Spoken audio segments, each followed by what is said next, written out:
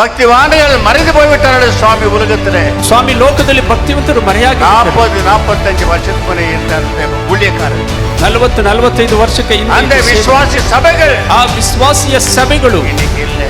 ಇವತ್ತು ಇಲ್ಲ, எங்கேயோ போயிருக்கு. ಎಂದು ಹೋಗಿಬಿಟ್ಟು இன்னைக்கு கர்த்தர் சபையை வைத்து எங்க யுத்தம் செய்வார்.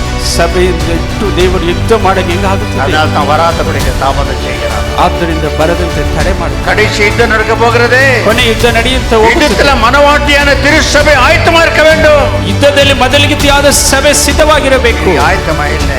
ಇದು ಸಿದ್ಧವಾಗಿ ಇಲ್ಲ.